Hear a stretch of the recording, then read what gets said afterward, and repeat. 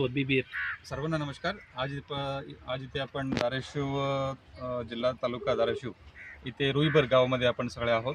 आमच्यासोबत सर्व धाराशिव कृषी विभागाचे SAO, तालुका कृषी अधिकारी, सर्व इतर कृषी अधिकारी, शेतकरी बंधुमित्र, महिला शेतकरी बचत गट आणि सर्व मीडिया बांधवांच्या उपस्थितीत आज आपण इथे जे पेरणीमध्ये नवीन तंत्रज्ञान आहे, BBF तंत्रज्ञान असो, त्याला ब्रॉड बेड आपण म्हणतो, नंतर टोकन पद्धतीने पेरणी असो, नंतर सीड ट्रीटमेंट असो, हे सर्व आपण प्रात्यक्षिक डेमो सर्वांच्या उपस्थितीत आपण इथे घेतले.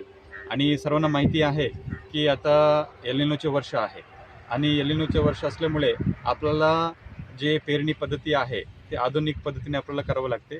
जे विद्यापीठाकडून विकसित झालेले तंत्रज्ञान आहे, कृषी विभाग, महाराष्ट्र शासन, केंद्र शासनकडून जे आम्हाला एक्सटेन्शन ॲक्टिव्हिटीसाठी जे टेक्निक्स दिले जातात, हे सर्व आपण शेतकऱ्यांपर्यंत पोहोचण्याची आपण सर्व इथे कारवाई करतो आहे. आणि 30 जूनमध्ये आपण सर्व अधिकाऱ्यांनी पण एक दिवस बळीराजासाठी असं आपण एक उपक्रम राबवतो. त्याच्यामध्ये प्रत्येक अधिकारी, तहसीलदार असो, गटविकास अधिकारी असो, तालुका कृषी अधिकारी, SDO, सर्वांनी एक दिवस त्यांनी बांधावर जाऊन शेतकऱ्यांसोबत इंटरॅक्शन करून त्यांनी BBF आणि हे सर्व तंत्रज्ञानाची अवगत करून दिलेली आहे. आणि सध्या धाराशिव जिल्ह्यामध्ये आज अखेर 130 mm पाऊस पडले आहे आणि लगभग 6 ते 10% पेरणी झालेली आहे आणि लगभग सगळीकडे पेरणीची प्रक्रिया आता सुरू झालेली आहे.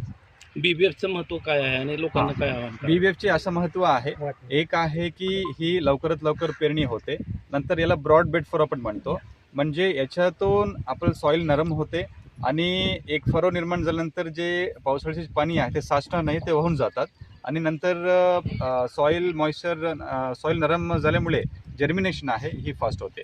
सो 3-4 फायदा आपल्या शेतकरी बांधवांना याच्यातून मिळणार आहे. सो त्यामुळे आम्ही सर्व शेतकरी बांधवांना आवाहन करू इच्छितो, सर्व शेतकरी उत्पादक घटक आहे, महिला उत्पादक घटक आहे, सर्वांनी आपण जास्तीत जास्त BBF तंत्रज्ञान आहे आपण शेतकऱ्यांपर्यंत गटशेतीमार्फत आपण पोहोचवावी असे आम्ही तुम्हाला विनंती करतो. या पद्धतीनं आपल्या इथं प्रवीण गेडाम साहेबांनी जिल्हाधिकारी पद स्वीकारलं आणि रातोरात त्यांनी उमरगासारख्या शेवटच्या टोकावर जाऊन या ठिकाणी आरोग्य विभागाचं त्या ठिकाणी स्टिंग ऑपरेशन करून कर्मचाऱ्यांना निलंबित केलं होतं. ऐन पेरणीचा मोसम आहे, आज आपण या ठिकाणी शेतकऱ्याच्या बांधावर आलात.